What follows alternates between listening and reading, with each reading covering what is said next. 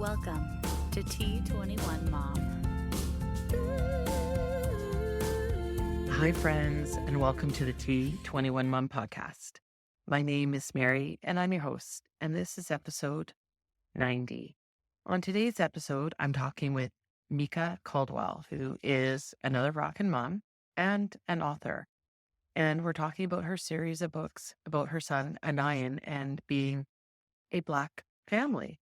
And for me, it was a really eye-opening conversation because we were talking about things that I had never really thought about, about there being cultural differences, just her challenge in trying to find other Black families.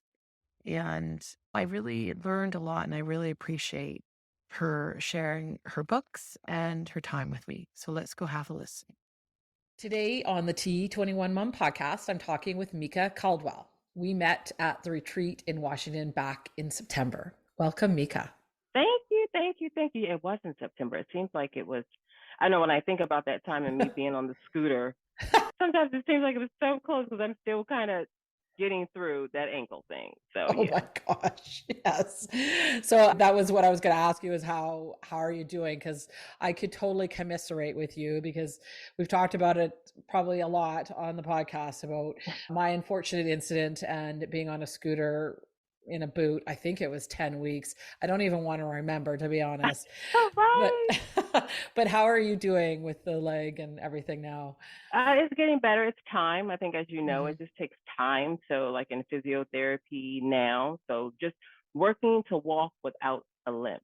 That's what I'm trying to do now, and to consciously do that. But that experience at the retreat, and I even wrote the hotel after, if you have a question about that. But it was just difficult to get around because the carpet there and then the elevator bay and then the cobblestone on the bottom. I was done. I left early, actually, like that. It was a lot. It was a lot. Yes. And I do recall, like, when I was on the scooter going to the mall, and I realized, like, you don't think about it when you're able-bodied, but like when there's tile, you're hitting the ground. There was a few times I nearly wiped out. It's scary. Like, you think it all looks nice, but it makes it very challenging to get around when you're using a mobility device. And I absolutely. Yeah. And I had feedback for the Gaylord after that, though, because while I'm in the boot and all that, that's temporary for me. But I was noticing that certain things just to get around, and I'm like, how is everyone else getting around if they have a more permanent mobility vehicle? Like, what does this look like? And I had wrote them because the carpet is not really conducive to wheels. And the elevator bay, once you press a button, literally you have to kind of wait. And then if you're not close to that one, you got to like scramble over there, and then you got to start all over again. So I just kind of wrote them just, and especially the room. It was supposed to be like a handicap room. That's what it said, but the doors don't open. So if you're truly making it accessible, the doors don't open. So I'm trying to figure out, like, what did you do? Like, what do you do? Yeah. Right. Yeah. And that's great because you don't know until you're in it. And exactly. So I'm glad to hear that you're on the mend. So that's awesome news. Well, thank you so much for coming on today. And, before we get started about what we're going to talk about today, can you share a little bit about you and your family? Sure. So, of course, Meeka Caldwell, I'm married. We have 6 children altogether. So we have our older children who are out the home, and one is in college. And then we have our younger children who are in the home. So the ages range from 8 all the way to 26. And we live in Maryland, and we're always just doing something or other. So right now we're just trying to manage, school, remote work, and living. But we are, we've been in this advocacy thing for a while, but that's our family, our large, small family here. Large, small family. I love it. I love big families. Yes.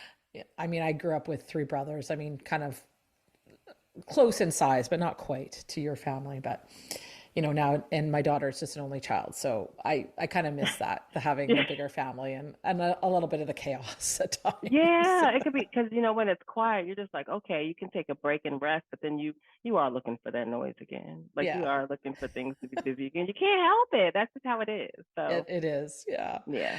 So, when we met at the retreat and you were on your scooter, and, I applaud you for coming, on a scooter and with those challenges. And that's really awesome. And I really hope that for the time that you were there, that you really enjoyed the retreat. Cause I know for me, it's a big deal to go every year, and it means a lot, and it really fills my cup. So you were telling me about this really very cool and interesting project that you've been working on. Can you share what it is? Sure. So I'm also an author in addition to being in HR. So I've written 3 books already, A Friend Like a Nine, and we're working on the 4th book. I'm not going to give the title away, but yeah, the 4th book. So every time when I say I'm working on a book, it takes a little bit because I have the title, I have the idea, and I honestly just go with the experiences. The books are really just a snapshot of a nine and kind of what he does, what he goes through the day to day. So that's how I get the information. So that's kind of what we're working on now. And hopefully, I mean, it's the beginning of 2023, we can get that published this year. That's wonderful. And Anayan is your son who with Yes. Down syndrome. Yes, Anayan is 8 years old. He's in the 3rd grade and is a subject of all the books. And my other children are in there. The little kids are in there too. That's great. Now, when you've never written a book before, I take it that until you started this series. No, never. Maybe when I was younger. I mean, I love to read. I love to read.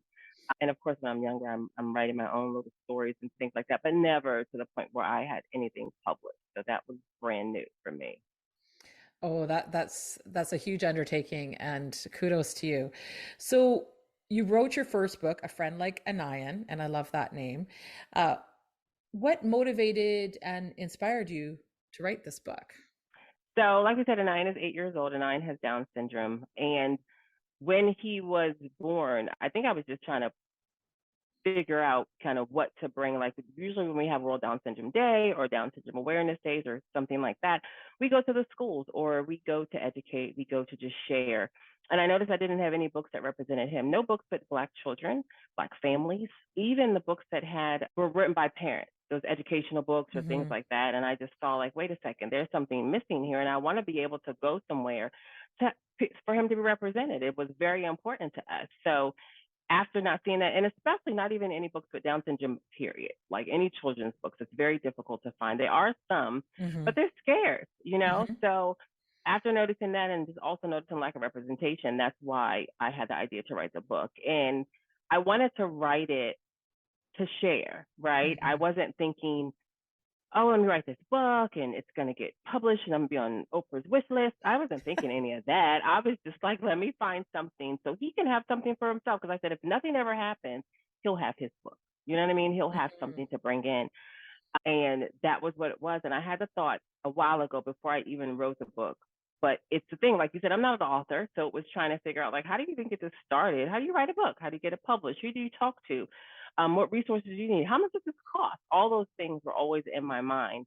And then one day I was like, let me just try to reach out. So I was reaching out to different authors and people and things like that. And you have authors with different genres and maybe they didn't do children's books. So, but I had this one friend who put me in touch with their friend who happens to be a publicist.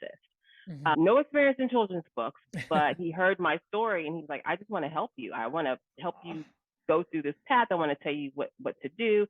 And then that's how it got published. Like it was such a labor of love from those who heard it. And I was so grateful because, again, they don't publish children's books. And I think he was more like a self-help person, but that's what they did. He had a publishing company and they took me through the steps. They helped me with the illustrator. They helped me with just kind of getting it all together, the editing. And then the wonderful, wonderful editor I had did that just pro bono my first book. And it was one of those things where I just reached out and I said, hey, I got your name. And they were like, I'll do this.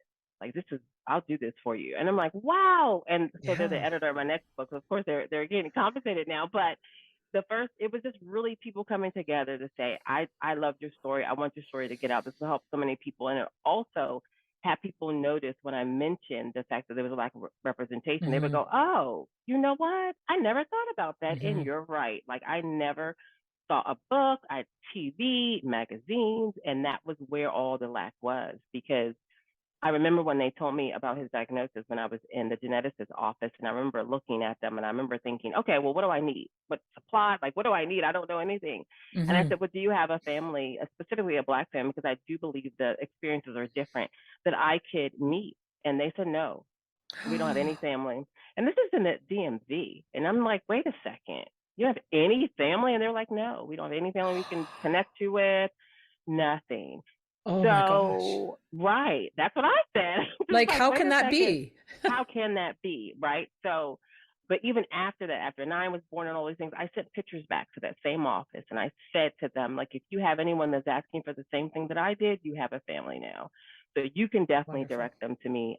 They have it, but I feel like the more and more we talk and say and Mm-hmm. share, the Mm-hmm. more and more people will see that we're out here. You know what I mean? So Mm-hmm. that's Mm-hmm. that's pretty much what it was. Yeah, So did you have a prenatal diagnosis then? I did. I Yeah. did. Yeah, at Yeah. 15 weeks, and I think it was a regular testing that I always say, okay, yeah, go ahead, because Mm-hmm. I think I was advanced maternal age, quote unquote. Yeah. I had 2 kids before, and so I'm thinking routine, do what you need to do just to make sure. But Mm-hmm. and so I just wasn't thinking that. I wasn't thinking at all.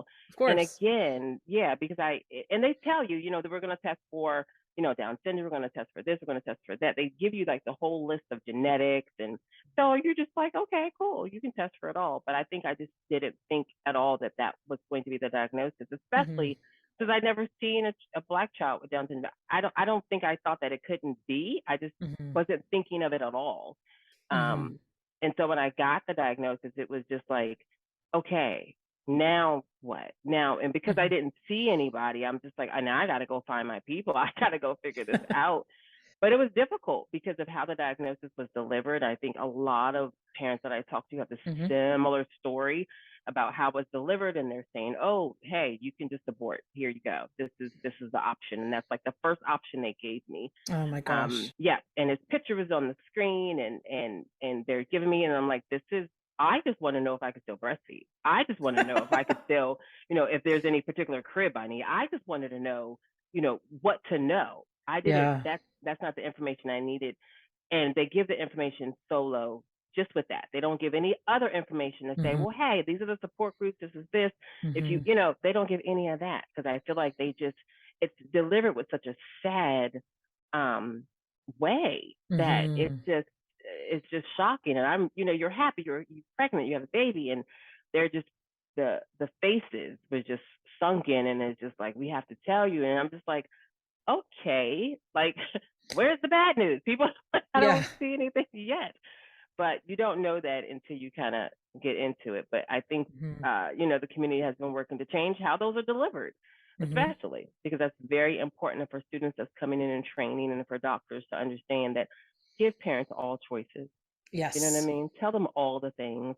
It's not all negative. It's not Mm-hmm. all positive all the time, but Like any it's child, any child. Exactly. Let's just right? treat this to give me all the information and let us make informed decisions. Yes. Mm-hmm.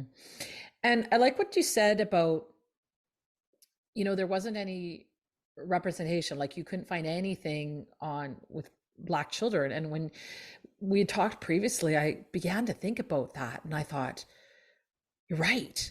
Like, I'm a Caucasian, so obviously our perspectives are going to be different, Mhm. obviously. And I thought back, like you're right, there aren't a lot of children's books out there. They're scarce. But everything I've seen, like ads, Right. any kind of social media or any kind of publicity or for whatever, I think it's almost always been like a white baby with Down Mhm. syndrome. I haven't seen any other diversity that I can recall, but I hadn't thought about it until we had chatted, and I thought, how could I not notice that? But I guess like Mhm. until you're in it, and the same with Down syndrome, until you're in it, you don't really notice it. But it's, I think, our jobs to change that perspective, which is what you're doing with your books. Yes. Yes. And so when you first wrote the first book, like, did you always have it in your mind that it was going to be a series, or did it just sort of kind of grow organically that, yeah, I think this can be a series? I think it grew organically because, again, I was just thinking of that first book. Like, let me get this done, because it seemed like such a monumental effort of getting the information, trying to find people to help, trying to get just the publishing industry understood. How does this work?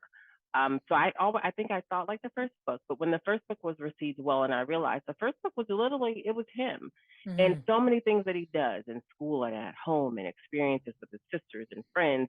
Like, we could tell his story in a more ways. So the second book and the third book, and then I'm thinking of just all the things that, when you talk to other parents, all the things that we share, when we talk about school, or we talk about discipline, or we talk about behavior, we talk about potty training, all those things that we all share and we all get tips from each other. That's what I'm thinking, like to have those experiences of him in the book so I can share it with other people. So I think after that first book, I said, okay, let me write the second. And then the second was, oh, I got an idea for the third. And now the third is, oh, I have an idea for the fourth. So I feel like as long as we have those ideas, as long as he's doing things, and I know I can help other families just deal with whatever, because it always comes to my mind, even like when we're struggling with like the car seat. That's another thing. Like, our kids in the car seats, they all always unbuckle, and that might be another idea just to help them like stay in your car seat. So that's the things that I think of, because those are stories that I don't have to make up.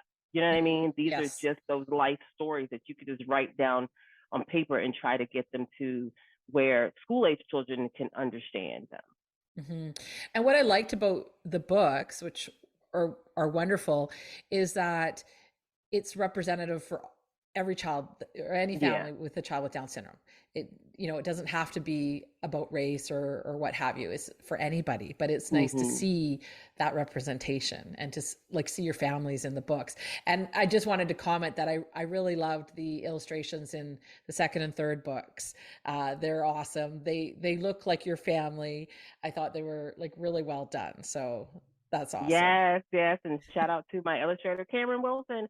But the first book, like I said, it was a lot of learning, a lot of figuring out, a lot of learning about illustrators and the tools they used, and vetting people and trying to see who could. And so after the first book was out, the illustrator for the first book, thank you, because I still know that illustrator. They're still doing good work, but for me, I just wanted something a little different. Like you said, more geared towards how our family looks. And so when I looked for the second illustrator, I had a friend who also does children's books. She does the Jazz Jackson series. She referred me to her illustrator. And so when I sent him a picture of my son, this is why I chose him. I sent him a picture of my son and I said, let me see how you're going to draw him. You know what I mean? I think a lot of illustrators ask for that, and so when he sent the picture back to me, I noticed that he had one of Anand's eyes were smaller than the other. And I looked at the picture, I was like, why did you draw his eye? Like, one eye smaller than the other. He's like, well, that's how all the pictures look. Now, mind you, when you look at your children, you see your children, you don't see that. So, and I had told him, like, oh, look at my Facebook page. You can kind of see him in action, just different pictures you can kind of click on. And so when he sent his rendition back to me, I was looking at this like, no, he didn't. Just make my child have a smaller eye and da-da-da. But when I looked back at all the pictures, it was true. And I said, you know what? He paid attention. And that's what I wanted him to do more so, because again, I didn't notice it. And now when I look at it, I was like, that's him.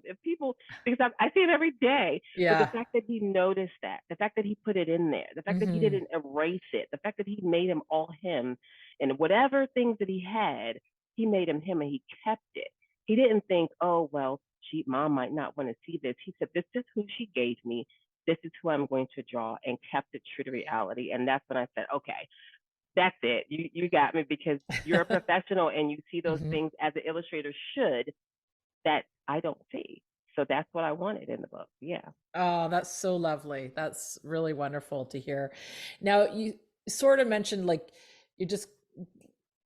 you're kind of just keep going. Like, did you have a plan for the number of books, or are you just going to see where it takes you? At first I did have a number, but I feel like don't limit it. Let me just go ahead and see where it takes me. Because honestly, if I do a book this year, then I don't do another book for 2 years. Or if I do something in between, it's all for the same thing. You know what I mean? So I don't put a number on it. And Nyan is only 8. So who knows how his adventures will take him. And then because his siblings are involved, that's another thing, that a lot of families have siblings. You know what I mean? And so those interactions should be in there too. And if he has a dog, and those interactions. So I don't know where it's going to end, honestly. I'm just don't know wherever it ends. That's so awesome. I love it. And when you finally got your first book published, what did that feel like for you? Was it kind of emotional at all, or? I think it was because it was. I think I just kept saying like, I wrote a book. Like I actually wrote a book. Like I wrote a book. Like, and I'm and I always tell people like I'm not an author. People say yes you are. I was like Mhm. okay, now I'm understanding. But it was like I wrote a book. Oh my gosh! And then just to show him the book and to show him like this is you in the book and to show his it was just like he's like that's me, that's you in the book. And it was emotional because it was something that I had said that I wanted to do, and it wasn't just for him, and it was for anyone who could benefit to show um, children in their natural environment and how you can help. And I figured, okay, I'll write it and maybe I'll just keep a copy for myself. And Yeah. it wasn't, but it was received so well. And I think that I didn't realize how much people said, oh, we needed this book. Like, we needed something like this. So Hmm. I always encourage the parents of your child, whether you have whatever it Hmm. is, write it. I mean, Hmm. I don't want to be the only one writing, Yeah. um, but anyone else can do the exact same thing, and I encourage anyone to do it because we definitely need more books regarding children with Down syndrome to share with our schools, our healthcare workers, anyone, and then we definitely need ones that represent our community. Hmm. Yes, because like off the top of my head, I can think of maybe four I was books. about to say 5. I was waiting for you to say the numbers. I was about to say 4 too. Like I Yeah. can maybe 4, and that's not. And those aren't recent. Well, the ones I remember aren't like recent. So it's like Hmm. as we're going through the years, let's see what we can do. You know what I mean? Yes, and I think you're right. I think there's definitely space for everyone there to share their story. And Mhm. like nowadays I I mean, you could tell me if this is true or not, but I think it's almost a little easier to get things published. I have a friend who she published some children's books, and she does it through Amazon. The first time she did it through a publisher, but now she does it through Amazon. I go, wow, I was asking her about it, and I couldn't believe that you could just do it like that. So, yeah. Yeah, and that's what I learned for the second and third books. I'm self-published. We ended up creating a publishing company, Brown Baby 321 Publishing, when we made the books. And I just do it all myself. So Hmm. I have the same illustrator, the editor is still there, and it's just myself. And I tell people because people have reached out to say, oh, how do you do this? I want to write a book.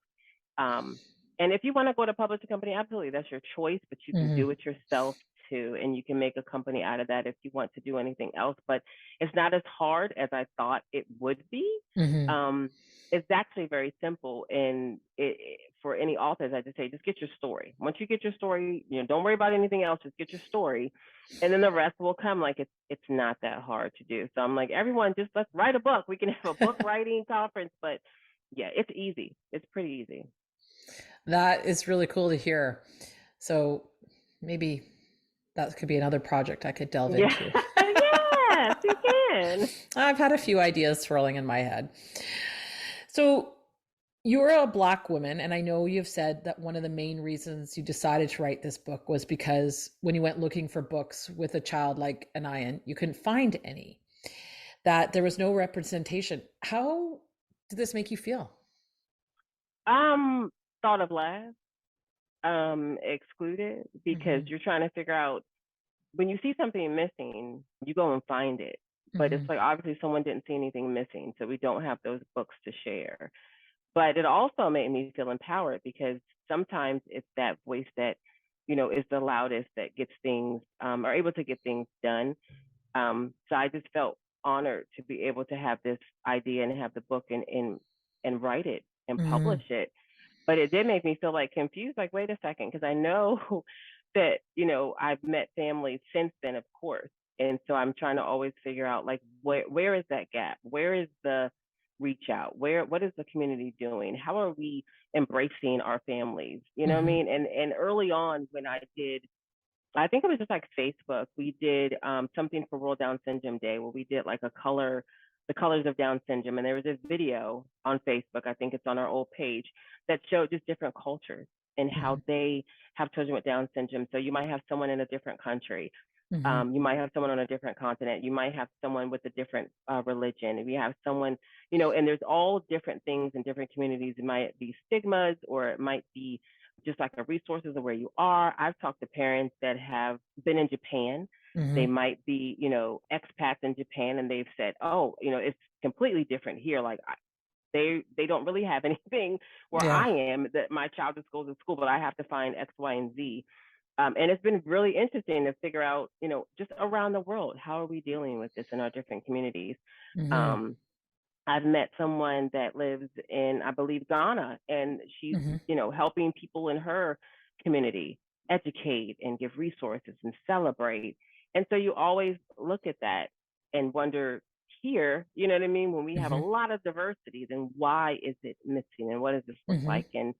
And yeah, so I felt like, okay, yeah, we were left out, but let's we belong everywhere. So let's take Mm-hmm. this book and get it out and make sure people understand about our children, about our loved ones, our family members, and even as they grow up, you know, he'll Mm-hmm. always have this book to show, yeah, where Oh, there are that's Black people with Down syndrome. Absolutely. I love that. So you kind of touched on it briefly, but so how has the book been received?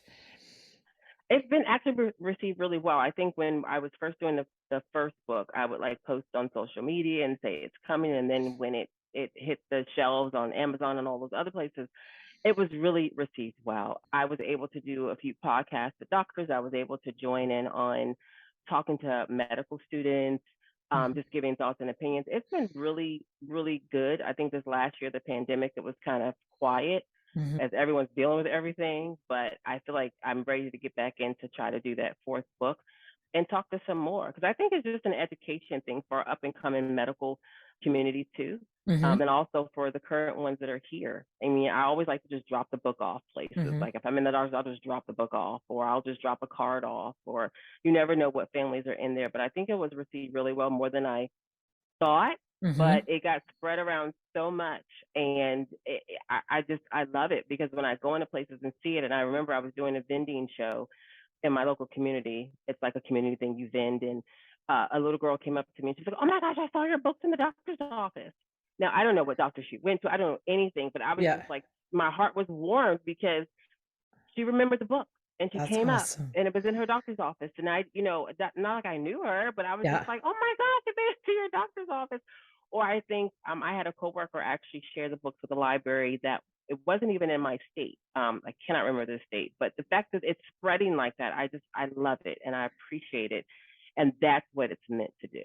Mm-hmm. Oh, that is so wonderful to see, and what an awesome feeling. And I'm sure for like lots of families like yours, you know, who are Black or maybe another race, you know, when they see the book, like, you know, like you said, like you felt excluded and, you know, that nobody's seeing you, that finally someone's saying, yes, like Hmm. somebody sees me, and, you know, I don't feel so alone.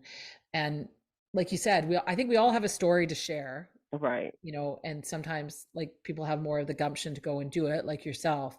But yeah, we do need more people out there sharing the stories about our kids, and especially, you know, about diversity amongst Down syndrome, because it's there, it's everywhere. Yes, yes. And then just also with other different abilities. I have a friend Mhm. who wrote, same illustrator. I share the illustrator with her, but she wrote Cerebral Palsy Party. Mhm. And it's out. And I was just like so proud of her writing that book, because she has cerebral palsy and she has been trying to write this book and get it out. And it's just wonderful. Like, that's what I look forward to, seeing Mhm. people use their platform and use the Mhm. experiences they have to share with other people, and in the form of a book, especially for children who, you know, we always try to teach our children how to embrace others and how to be inclusive and how to be kind and nice. And I think this shows that, you know, when you have a book like that and you're reading about a child either with Down syndrome or cerebral palsy or any other ability, like, this is, you know, it's regular. It's not anything that, oh, this is so different, or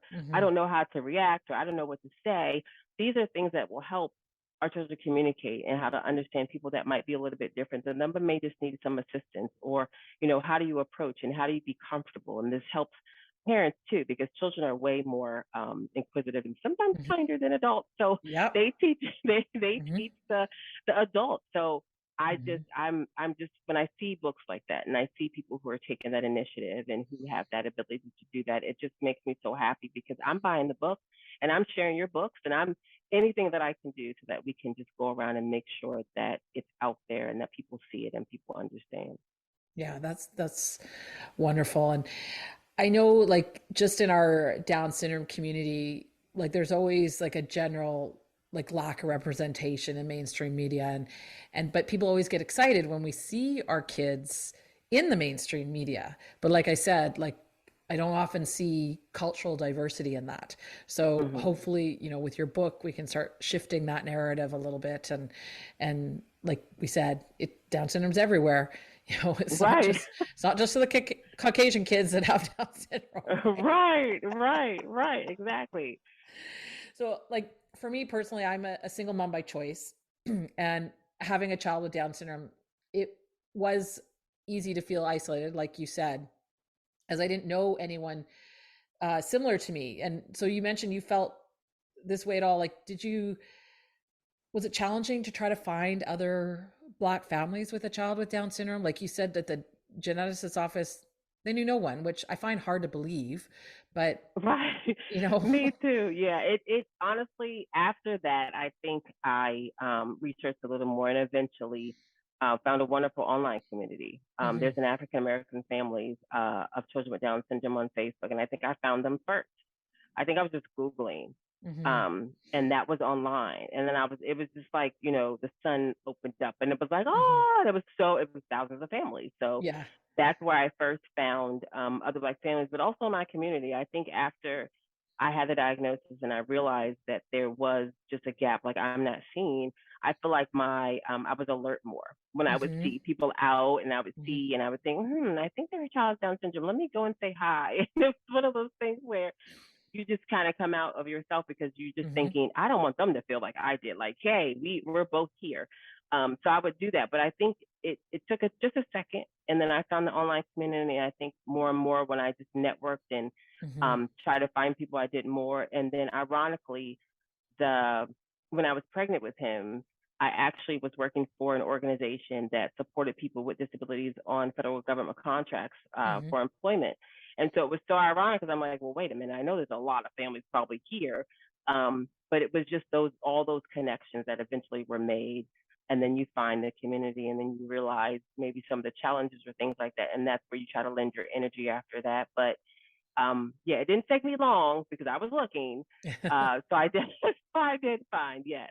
hmm hmm Yeah, I love finding other single moms by choice. I mean, I do have a partner now, but in the early years, it was just me and my daughter, and so it was nice to finally meet. There's not a lot of us as single moms Hmm. by choice with a child with Down syndrome, but there is a small group of us out there, and it's always nice to meet up. And I did meet with one mom at the retreat, so that was lovely. I'd been following her forever on Facebook, and so it was nice to finally meet her in person. Just because we like like yourself, you have similar things in common and things that you can share. So Yeah, absolutely. it was wonderful. Now, when you started writing your first book, A Friend Like an Iron, who did you want it to reach? Like, who did you want to be reading the book? Was it just Black families or the schools, or who did you It have an was audience in mind, or everyone? honestly, no, yeah, everyone. That was my audience, was everyone. Um, because I just wanted to share the story, and I hmm felt like, writing the story and absolutely having him represented, it could benefit everyone. hmm Um, of course, people always ask me like, oh, what if, your children's books, what ages are they from? The ages that either you are being read to, or you hmm can read, or you can share it with an adult, or, healthcare workers or education, or I've had, I think in second grade, I believe, like his teacher read the book. I didn't even know she was going to read the book. It was like a reading thing, and she read the book, and I was like, oh, and I didn't even tell her I had a book. I think I guess she Googled or something like that. hmm But those are things I love because you find it and you realize, well, the teachers might be looking for something like this. You know what I mean? Mhm. Just because they're aware of maybe Down Syndrome, World Down Syndrome Day or Down Syndrome Awareness Month, they might be looking. Or you might have a healthcare worker who is trying to just bring, just difference in their office or something like that, or trying to connect with the community. They could read the book. And then you have children who are just curious about other books for other children, and they might read the book. So I really felt like it was for everyone because Mhm. no matter whose hands it ended up in, it could help someone that's connected to that hand if it's not helping that hand itself. So I just Mhm. felt like it was just universal that it could. And that I felt like that's what it did because when people reached out, it was either, you have parents, you have teachers, you have doctors, you have, therapists and things like that. So it's like it did what it was intended to do, which was get to the people. Mhm. Um, yeah. Oh, that's amazing. Now, when I read the first book, I felt, I thought this is a great way to introduce kindergarten to a child, whether they have Mm-hmm. Down syndrome or not. It didn't really matter. And I really felt in the book that you portrayed Anayan like any other little boy, and that, yes, he has Down syndrome, but it's just a part of who he is. It doesn't define him, Mm-hmm. and I think for us in the Down syndrome community, that's important. You hear that a lot. Like it's a part, Down syndrome is a part of my child, but it doesn't define them. So yeah, I thought it was a great way for parents to just let their kid know what kindergarten's about and what it's going to be like, Yeah, you yeah, know? thank you. And I think that was most from his kindergarten because it's not like every child loves school. So I also thought like, oh, just in case someone's having like, anxiety towards just starting the school, this will be good too because we get through the day. But yeah, I like that one for kindergarten because I was just trying to recall like, well, what happened in kindergarten, and Mhm. then what happens when you make a friend, and how do Mhm. people relate to you? And but again, like you said, that's for a lot of children. You know what I mean? Just trying Mhm. to make your way and try to figure out this whole school thing if you've been home or whatever it looked like before you hit school. So Mhm. yeah. Mhm. I often feel we have to fight like so hard for our kids to advocate for pretty much everything. And that having Down syndrome, our kids are often segregated or even discriminated against because of their extra chromosome. And for my daughter, I've often come across diagnostic overshadowing with medical personnel saying, or alluding to, oh, because she has Down syndrome, or it's a Down syndrome thing. Mhm. And I mean, you have other children before Anayan, and have you experienced where he has been treated differently because he is Black and because he has Down syndrome? Um, you know what? It's either because he's a little black boy, because I Hmm. think that's a thing too. And Down syndrome. I think people just automatically, for our children especially, I think people automatically think like I can't talk to him because Hmm. he's not going to understand what I'm going to say. And so I'm like, just ask him the question and see what happens. Yeah. And always, address him. And I think that happens.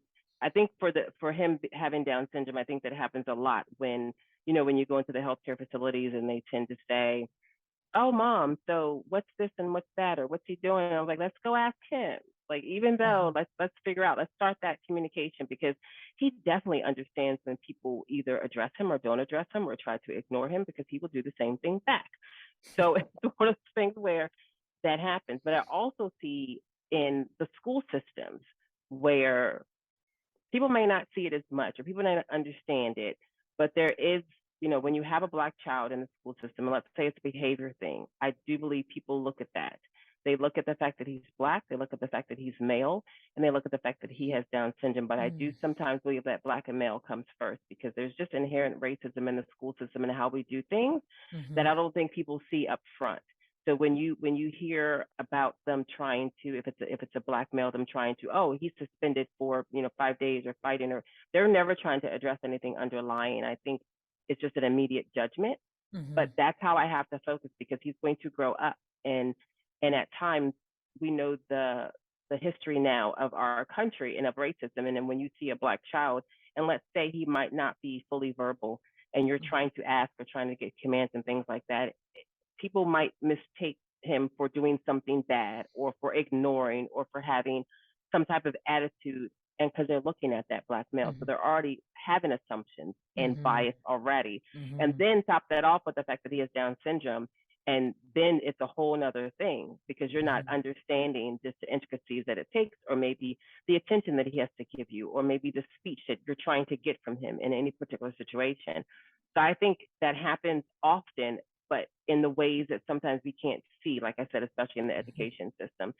But sometimes we do see that in the healthcare system. I know I've experienced it where I'm with a provider and I'm telling them this is how he can work with you, and this is how he responds to things, and people aren't listening, and I don't like that when they, like you said, just automatically put, well, that's because they have Down syndrome. No, that's because you haven't talked to them. That's because you haven't addressed them. That's because you haven't addressed them as a human and as a person. Even though they might be 8, 7, 6, our children can understand everything. So, don't just always assume that they're not competent to speak to you, to communicate with you, and always know that, speaking shouldn't always be a requirement. They're showing you things. Their behavior shows you, their actions, their body language.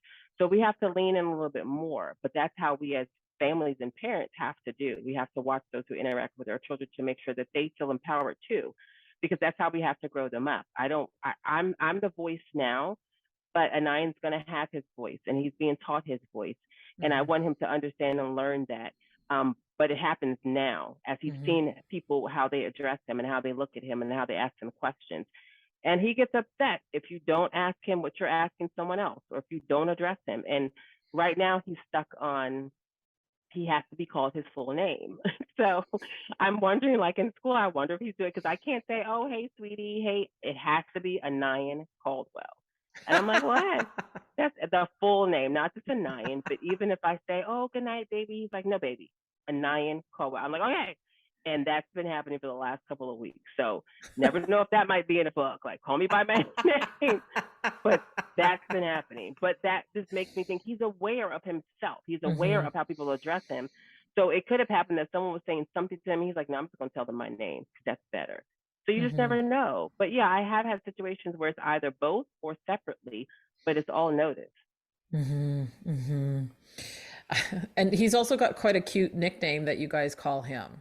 Oh yeah, Boothang. Yeah. But I don't know. I think that's phasing out because again, I gotta call him Anayin Caldwell. And my husband calls him Bug, but we can't do that. It's Anayin Caldwell. I think I tried to say like sweetie, honey, baby, but nope, it's Anayin Caldwell. And he will get upset if you don't say the last name, because I'll try to be like, okay, Anayin. He's like, no, Anayin Caldwell. I was like, okay, we're gonna figure this one out. So yeah.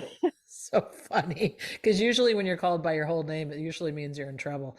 Right. I love it. That is so awesome. Why do you think there is a lack of representation of people who are Black and have Down syndrome? As I can only speak for me, because I don't, I think one, it might be just the personal business that sometimes the Black community holds close. Like, this is my family, this is me, I don't want to divulge, this is what we're dealing with it. And that's like a generational thing, I think. That's just that. And then I think also, again, like when we have different committees or whatever the case is, mom groups, whatever, I think that people don't speak up to see that there's something missing. You know what I mean? Like, I know we have more families than this, and people just to say, hey, we don't have any diversity in this group. We don't have diversity in the mom group and this resource group. Oh, hey, how did we give to, Black organizations today? They're not saying that. So I think it's just a lot of maybe the community just wanted to keep things personal to themselves. And also, this is typical for a lot of families. A lot of families just don't want to focus on it. And I feel like sometimes they think, once we dive into this Down syndrome thing, it's going to become a whole thing and I'm going to plan everything. And no, we don't have to go to every Down syndrome event. I don't have to be a part of every Down syndrome club. But I feel like some people just stop because it's like, I don't want to be overwhelmed with it. But then I also think that people aren't speaking up to say if someone's missing at the table in a way that we're making decisions and we're making things for the community because the communities are not represented at this table, then someone needs to step up and say, we don't have all the community voices here. So what does that look like when we do have the community voices, especially when we're trying to help? So if it's in the terms of like resources or things like that, or you're getting together, like you said, like you've met parents, of single moms by choice. But what if it was another group saying, hey, I wonder what single moms by choice thought about this, but no one's at the table like that. Then they would go and find to get that voice. But I don't think people speak up enough, or people think, well, it's okay because we're going to serve everybody. But it doesn't always happen like that. And I think it's that relationship and that connection building, because I've denied many of people who ask me for, oh, let me have, your son's picture. I'm having this thing. I would love for him to be on the flyer. And my first question is, who is your flyer serving? What are you doing? Whose communities? Is it going to reach mine? Because I'm not going to do it as a photo op and as just for his face if you're not doing anything for the community. And I got so many people who just don't say anything. They just ignore it after that, or whatever the case is, because that's the question. If you want to say, we're building this relationship, we're building these communities, then I don't need you to do it for optics. I need you to actually build those relationships and build those communities. And I need you to figure out how. And if you don't know how, then that's when those organizations that have the funding and the resources to help those smaller organizations, be it ones that focus on cultural diversity, Black organizations, or things like that, or even people with English as a second language who may be traveling this IEP road and all those roads lonely. But I need them to look for those voices who they're trying to say they're representing, who they're trying to give resources to. And I think that's one of the main focuses, is that we don't say it. So we have to have some people that are bold to say, well, wait a minute, I want to make sure this money goes to so-and-so. I want to make sure we get to the ends of this. Even when it comes to counties, and depending on what state you're in, I don't know, but depending on counties that are maybe a little bit more rural or don't have a lot of stuff, we need to think about all the people. So I think that's what happens. I think it's a thing of privacy, and I think it's things of not people speaking up. And then also that smaller thing of people. So I don't want to make this a whole big deal. You know what I mean? And that's fine. And that's fine too. But yeah, I think it's a combination, and maybe some other things that I don't know. No, I love that. That's, yeah, you nailed it totally. And do you feel there's a different level of acceptance of Down syndrome, or any disability for that matter, in the Black community and the white community? I don't know if it's a different level of acceptance. I think it's just the way we are. I think it may be all accepted, but it's a different take on it. Because it's hard, because I think for new parents, when they come in, I feel like you have to be real with new parents too. Because a lot of people, and I don't know what community, but a lot of people just want to be like, oh my gosh, it's so wonderful, and this and that and the other.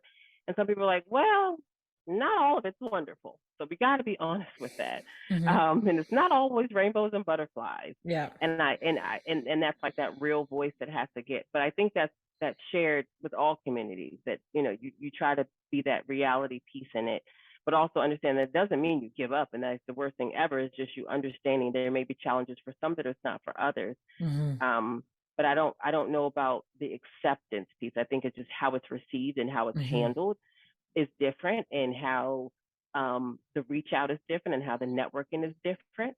You know what I mean? I do notice, just depending on where you are and what table you're at, there might be people with tons and tons of resources that have tons and tons of connections, but it's not shared to those other places that don't have as many. Because I've done that before. I've tried to raise money, and I've said, hey, to other organizations, hey, you've had this wonderful person do X, Y, and Z for you. Can you share them with me? And it's been, well, and it's like, well, wait a minute, aren't we all trying to do the same thing? So I think it's just the way it's done. I think it's just the way it's felt in the communities. That's really interesting. Yeah, because I'm just seeing it from my own perspective. So I love hearing other perspectives on this. After we met at the retreat, I began thinking about what you had said, that you couldn't find any representation. And other than the show Born This Way, which you're probably familiar with, I'm not sure, where one of the cast members, John Tucker, he's hilarious, I loved him. He was Black, and actor Jamie Foxx's sister, who has had Down syndrome. She's passed away, I think, a few years ago. I can't recall ever seeing a Black child with Down syndrome in any media. I hadn't even, like I said before, I hadn't even thought about it. I would just get excited when I would see a rocking kiddo on a commercial or an ad, but they were always white. But I hope that we can change that and just see, like I said, diversity all across the board. And you're starting this. When you learned at about 15 weeks, I think you said, that a 9 would be born with Down syndrome, did you ever think you would be the one leading the way, giving representation within within and for the Black community and the Down syndrome community? No, that wasn't the first thought. That wasn't the first thought. I definitely, I think just me starting like do my research and stuff like that. I know I felt that there needs to be stuff done, and I'm always the person like, yes, I'll do this, yes, I'll do this. But I was more like a learning thing, like, how does this work for other families? What does this look like? And just knowing that, he wasn't yet to be born, so I don't even know what's going to happen yet. But I think I was in that mode of like researching and getting things done. And I think after he was born, when I found that, we did need a little bit more representation, we did need more resources. I didn't think that, I don't think I'm the only one doing it. I just think that sometimes you have just different pockets of community where you can do it. And also you have parents that have children that are a little bit older who said, we fought the good fight. We've been fighting, and we need other people to take over because it gets exhausting. So that's why I love meeting parents with children that are a little bit older, because again, and I am 8, so I don't know what 10 looks like, 12, 14, 18, what, 20 something, I have no clue. But that's why I think sometimes, you have those families or parents who've started things, who've been that voice, but maybe change is really slow and they're tired. They're like, okay, my child's about to go off to college. Hand off, like I need to hand this off to somebody else. And so that's, I feel like, where I came in. It's just another handoff from some voices that have already been there and trying to do the things that we all should be doing or have time to. And I always tell parents, it doesn't matter. Like, I don't want people to feel like, oh, you have to just jump on this board or you have to just do it. No. You can just, it starts within your household. And then however you want to share or disseminate information, that's what you do. Whatever you have the capacity for, whatever you have the passion for, that's what you do. And if it's just in teaching your child to be a good citizen in the world, that's what you do. So, and for other people that want to have louder voices, other people that want to do more things, that's what you do. So it's like we all have a space here and we all have things to do, but I feel like it's a passing of torches all the time because you have people in different spots just going, okay, I've done this, now I got to stop, next person, because I have to handle this. And we know how sometimes it could be with managing households with a child with Down syndrome and any other different ability. There's a lot of schedules and stuff like that. So I just feel like I'm not the only voice. I'm not going to be the last one, definitely not the first one. But if we all speak up, it's going to be the loud voice, and it's going to be good, and it's going to make changes. And if we just keep grabbing the torches as we see fit, as we are comfortable with, that this can keep going on and it can go past awareness, because I think we're all aware. We're here. Now it's on to inclusion. Now it's on to, equal rights. Now it's on to proper education. Now it's on to careers. Now it's on to all those other things. But I'm just glad to be, to be able to say something, to be a part of it, even if it was a little ripple with the book. That's good. You know what I mean? However you place yourself in there, that's good, because you're helping your child, but you're helping so many others, because everything that some person does is just not for them. The book, it's not just for a 9. I mean, I can't even imagine the other children that are going to come after and kind of do the things that I did and kind of research and go, oh, this book was written in 2019, and go, wow. You know what I mean? So it's just a step. I just want people to keep stepping, keep climbing. Let's keep joining together and do this for our family. Oh, I love that. I love it. How has being an advocate and, I would say, a bit of a trailblazer within both the Black and Down syndrome communities changed you? I think I have a lot more work to do. I think that it is one of those things where I'm trying to learn more, and I think that's how it's changed me, and it's made me think about my career progression. Like, what do I want to do? And I've had this passion to get into disability policy, and I think that's the thing that's changed, because seeing him through school and hearing other people's stories, and not just in school, but just how they're treated in healthcare on the job, or just the things that they have to fight for. It's like, I don't want this to keep happening. How does this come down? How do I learn about how policy trickles down? How do we make these things that work for our school system and work for the, the labor system? What are we doing? So I think that's changing. It's made me think about the things in the future, not in an like, oh no, anxiety type of way. It's made me think about like, I can't wait till we get to a point where we don't have to fight with XYZ to get our child the things that they need and deserve. When is that point? So I feel like it's made me more of the advocate in the way that I want to do that hard work. Like I want to be able to sit up there with the legislators and go, we're not doing this, because who's going to serve? You know what I mean? I want to be that. So I think it just gives me just a different platform, and it just gives me a different passion, because I feel like I'm following an iron on his, how he's going is how I'm going to go. You know what I mean? The things that he struggles with, that will let me know. And then I meet other people that struggle with the same things once I put it out there. So I feel like it just made me just kind of absorb those things more goal oriented, and kind of what I want the future to look like, more planning, but also trying to just figure out how do we make this work so that the world is inclusive, and not just saying we're aware. How do we make it inclusive and fair, and how do we make things good across the board, and how do we make people not struggle? You know what I mean? When they're already, for some people, they're struggling already. But how do we make this, just across the line, just fair for everyone? And it just makes you see so many things differently. Because I think I tell people, like, unless you're in that community, then you just don't know until you jump in there, and then you're like, wow. So I think that goes for anyone getting into anything different, where you feel like you have to make a difference. But I know it's caused me to meet some wonderful, wonderful people, and some other trailblazers who are doing things in their community and making changes. And I think that's just, it keeps me going. That's how it changes. It's like, it's not the end. I'm not tired yet. So let's see where this goes, right? Yeah. Oh, that's fantastic.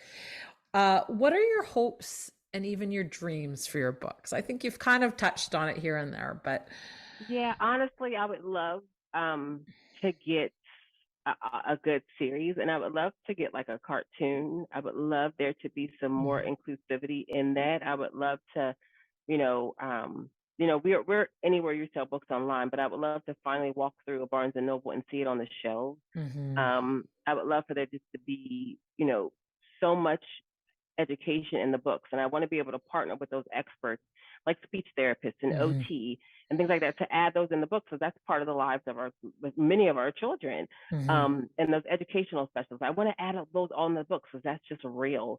But that's what I see. I just see more. I don't have a stopping point. But he leads me, and I leads the way.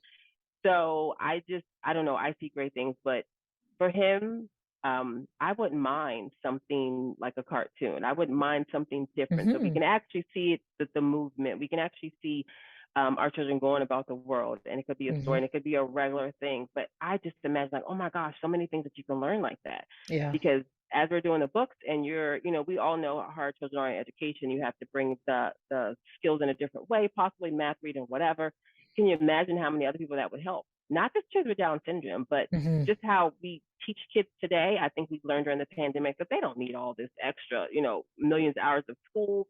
They could have something different. And I think that that's kind of what I look forward to, just keeping them in the series, letting the 9 lead it, making it educational, bringing more experts into it, and them to go far. Oh, that's awesome. Yeah, I always believe, go big or go home. So right. Yeah, so we're shooting for that cartoon. I love it. Yeah. I think that's a fabulous idea. It never even entered my mind, but I think that would be pretty awesome. You never know. You never know. Yep.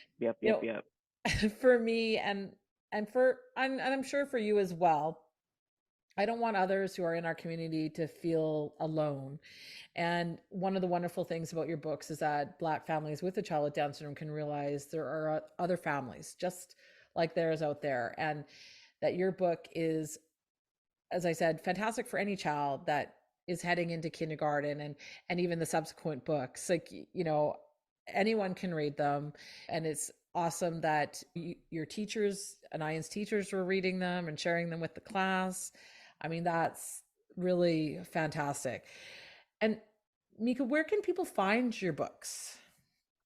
So we do have a website. It's brownbaby321.com. You can purchase the books there, and anywhere books are sold online. So if you're an Amazon shopper, Barnes & Noble, Target, anywhere books are sold online, you can find the books. You can simply just Google A Friend Like a Nyan. And again, our website is brownbaby321.com. Oh, we'll definitely put that in the show notes so that people can find the book. And and as I said again, it's great, if your kids are going into kindergarten, anyone can read the books. It's really fantastic. So when do you think the fourth book is going to be out? I don't know. It depends on when I have to set my mind on once I do that. I think the second book I think I wrote in a day. I think the Wow. third book, because I think I was just going over like, ooh, how do you start? And even though I have an editor, I still want to give her something good. Yeah. Like, I don't want her to be working all hours of the night. I just want to help a little bit. So I try to do some things, but this year I can't say when, but I always try to target, because we have World Down Syndrome Day in March, but Down Syndrome Awareness Month is October. So it's probably October. That's Okay, yeah. leading more towards that since it's already January. But yeah, I'd like to release them on those monumental days and things like that. Oh, that's wonderful. And is there anything else you would like to share? Like I said, if you have a story, if you have a book, if you have something that you feel is missing, write it, show it, share it, whatever you need to do. Because we need that. Because like you said, sometimes you just don't know what you don't know, and it gives you an opportunity to see someone else's world, and how they're living, and see how you can be a part of that. But I just encourage everyone. I'm not the only one who can write a book. I want everyone to write one, because we need a good library for our students. The schools are needed, and the healthcare is needed, and we need them. So write. Thank you. Oh, you're more than welcome. And thank you, Meeka, for so much for coming on today and sharing your story. It was really lovely to chat with you. I'm glad you're on the road to recovery, and I'm looking forward to the next book. So maybe when the next book is out, we can have you on again. Yes, I would love that. Perfect. Thank you so much. You're welcome. Thanks for listening to the T21Mom podcast. And if you'd like to find out more information about Meeka's books and her series on her son Anayan, you can go to brownbaby321.com. And as always, I would love to hear from you. Tell me your stories, what's important to you, what's going on in your life. You can email me at info@t21mom.com. You can also find me on Facebook, and I'm also on Instagram and Twitter at Trisomy21Mom. So keep on loving on your rockin' kiddos, and I'll see you next time. You know it's not what I expected, but I'm beginning to enjoy the view. T21 Mom.